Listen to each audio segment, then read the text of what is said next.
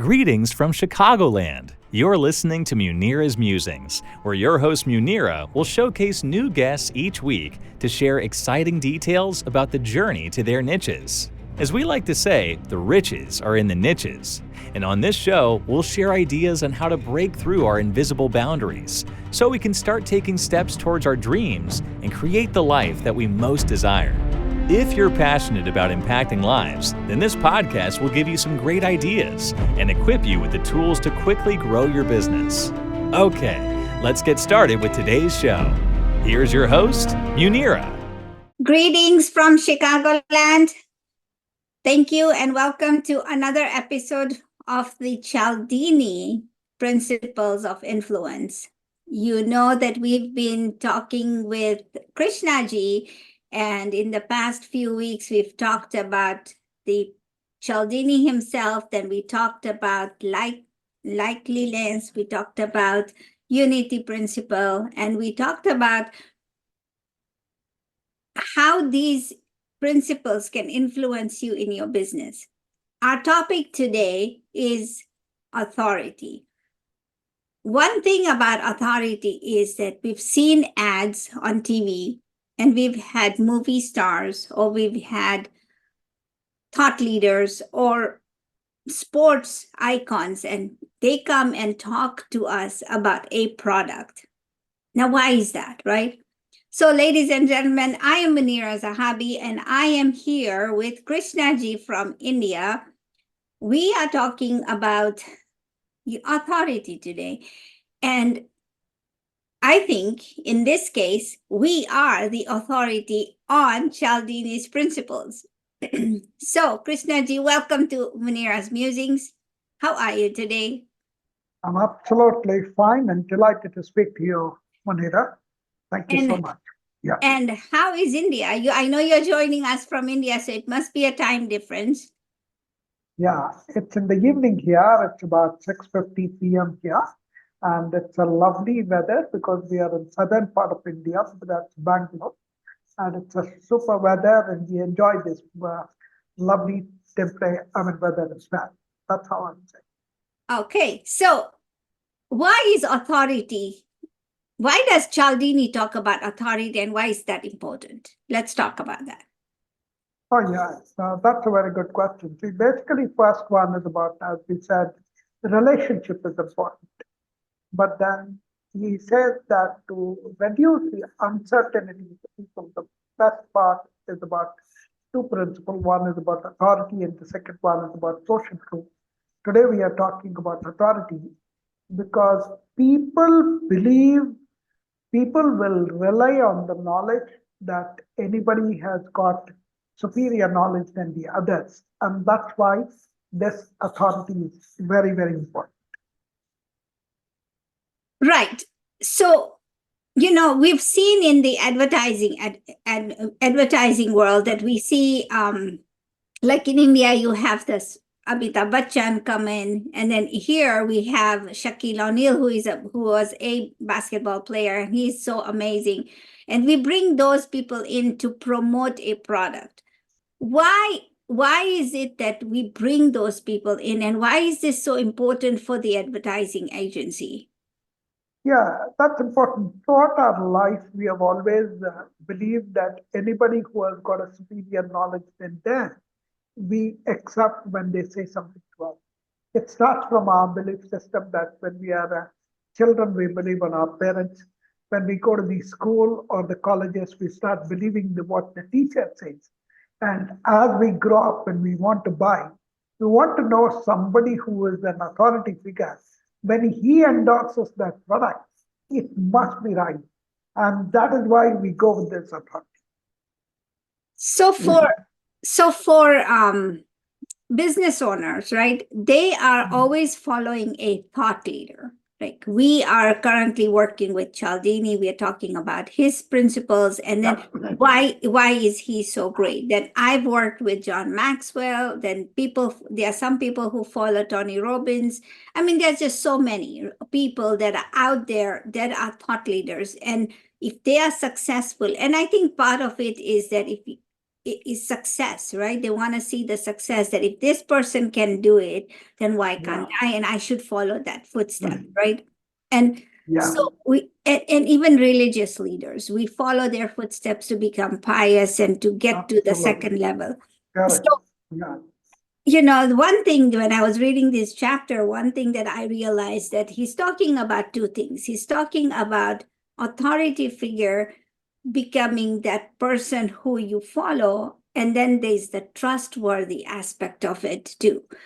So can Absolutely. you shed some light on that? Oh, that's a very good question. See, there are a lot of times that people make somebody to say yes because they are in that position of power. It could be a manager, it could be a business owner, it could be a leader. He says that I'm in this position, that's why you have to accept. But the moment when you do that, people will move away from you. And people won't say yes, and people show reluctance. But what we are talking about authority in Cialdini's way is to show your superior knowledge, which will make them to say yes to you on this. And that is what we are talking about. It is not the hierarchy. It is not the position. It is about what you show as a knowledge that will make you is what we are talking. And that's what's important, right? So in a Yeah. business, we are talking, this podcast is geared toward influencers, Yeah. influencers and entrepreneurs, right? And so you are an influencer, you are a business owner, you are an influencer. Even if you are not, if you don't have your own business, you are an influencer, because here's what I'll tell you. How many of you have opened up, have gone to a restaurant and then shared pictures of that and said, hey, you all, if you haven't gone to this restaurant, then you should. So you have become an authority figure promoting that particular restaurant. And you are Correct. recommending that because you like the food, you like the service, the ambience, and everything. So if that's the case in your business, if you're promoting somebody else's business, that's another thing. But in your business, what makes you the authority, right? Am Oh, I? that's a good question. I will also tell you two things. One is what makes us authority, and how do you project this authority in a subtlety? Okay, that's very important. And first one is that what makes me. I've been in sales management and training for about 33 years. And I would have trained in the last 16 years in my sales training 10,000 participants across the globe on sales negotiation, sales management, and even key account management in various aspects which is there. And the moment when I say something about this, people will say, oh, that's something which is there, and they will listen. But now let me tell you what is that you can do, what is that we can do. Where I started doing now is basically tomorrow I have a meeting with one of my clients. But how do I establish a little bit about my authority before I meet him? All of us, when we want to meet any customer, we do a preparation about whom are we meeting, what is his background, what is his credentials and all that. But does the customer do the same thing for me? But how do I ensure that he also gets prepared to meet somebody who's of that? The best thing which can be done is the moment the customer accepts for a meeting, you can send your business profile of your personal profile to your customer and say, dear customer, thank you so much for agreeing for the meeting. Here is my profile. Have a look at it and looking forward to meet. You have actually preempted him to go through your profile, and that establishes your credibility. That's one way of saying how do you show about authority of that. So Yeah, good. that's a very good idea. So how many of us do that, right? How many of us send our profile to the customer and Yeah, say, this is who I am? yes, When we go to like yesterday, I was on one of the physicians I work with was on a meeting, and the speaker, there was somebody there who just first welcomed everybody, and this was on Zoom. So she welcomed everybody, and then what she did was she said, oh, I am going to introduce this person to you, and she has this many years of clinical whatever, and she made this person an accolade.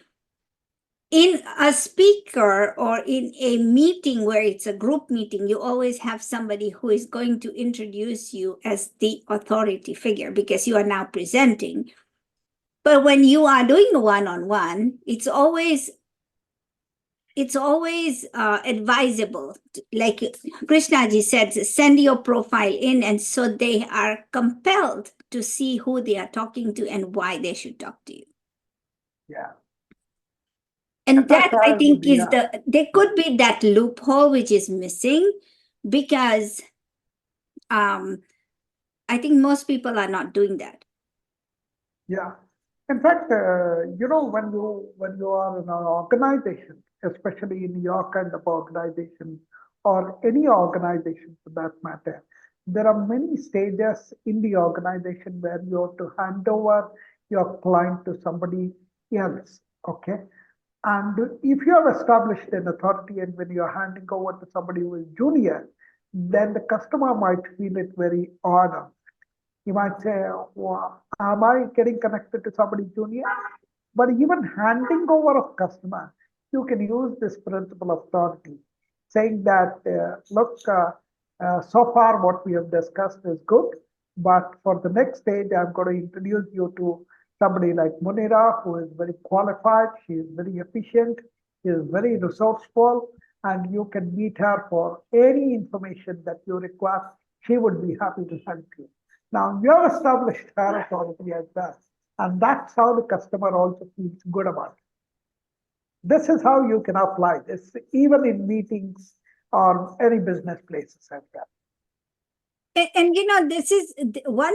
So one thing you have to understand is, in the authority principle, is that you have to stand out. You have to step into that circle and wear the hat and say, I am the authority. And I see this in the podcast world a lot, because every person out there is now creating a podcast. And if that's the case, why is their podcast so successful?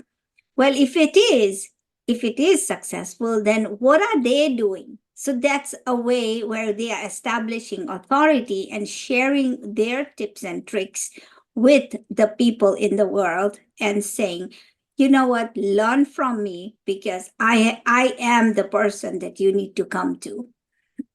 Got it.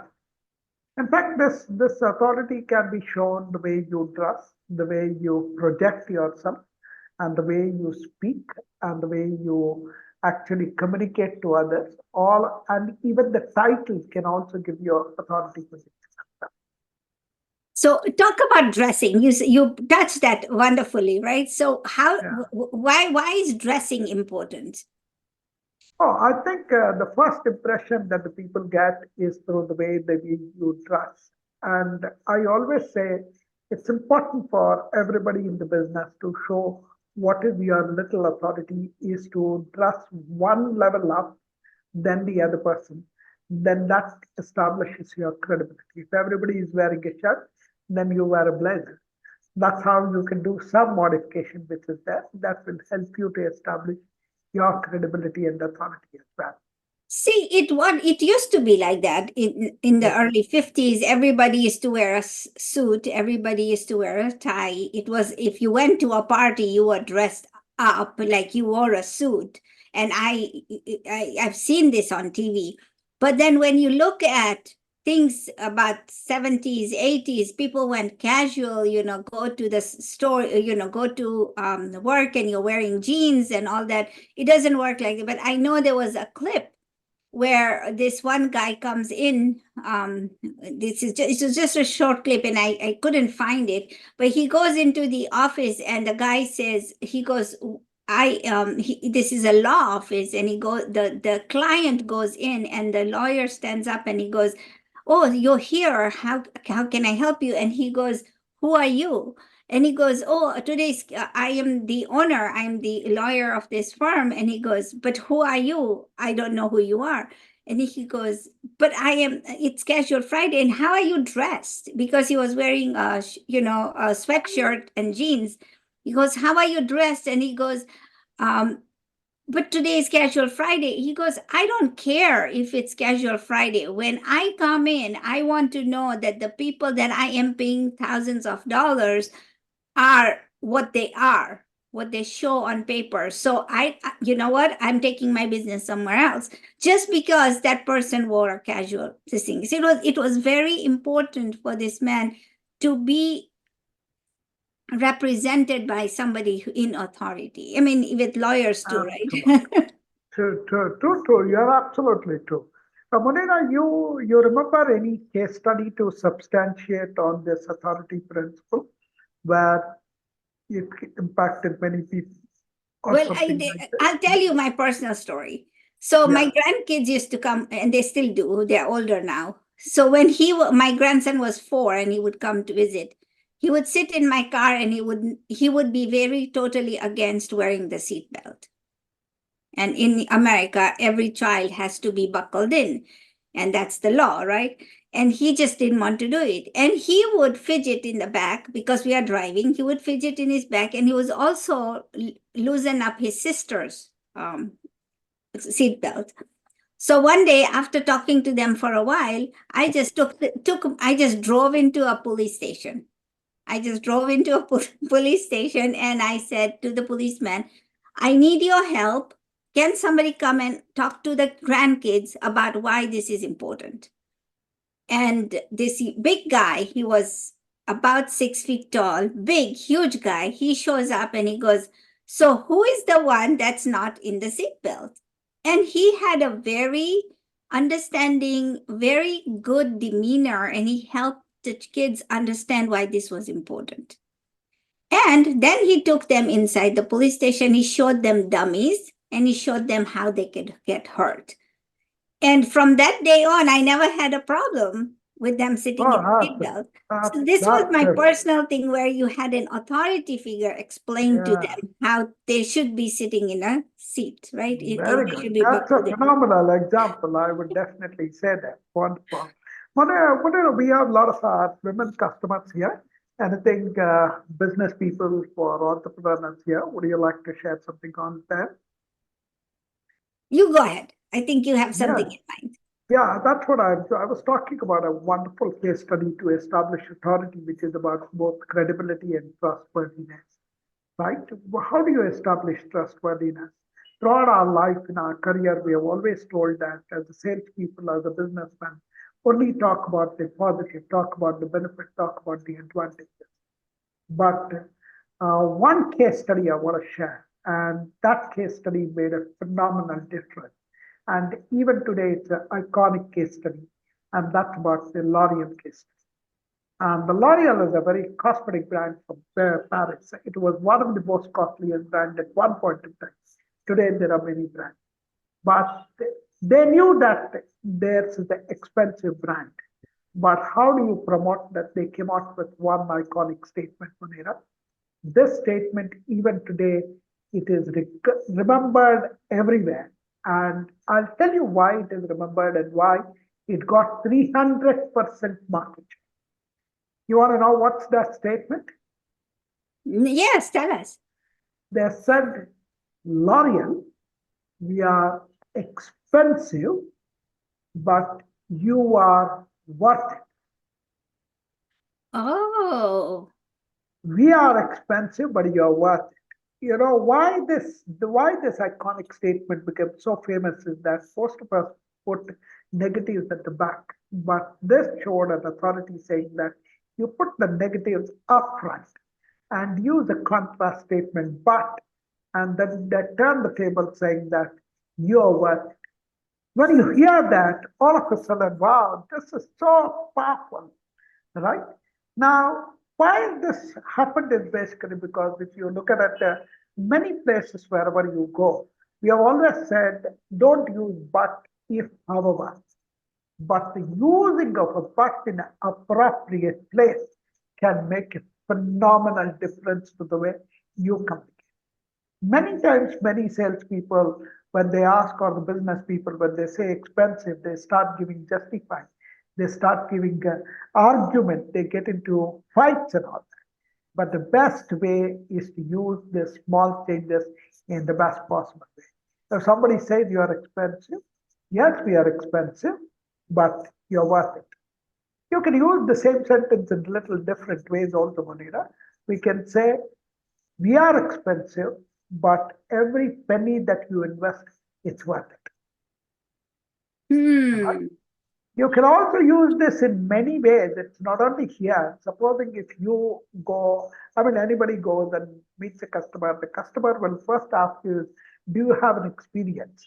And rather than saying some of the answer, you say, I don't have an experience, but I'm willing to learn about your business and willing to put effort, which will actually make you to come out with a wonderful solution to become successful.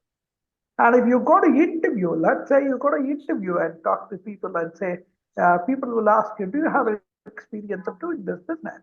You can use the same method and say, I don't have an experience, but I'm a fast learner.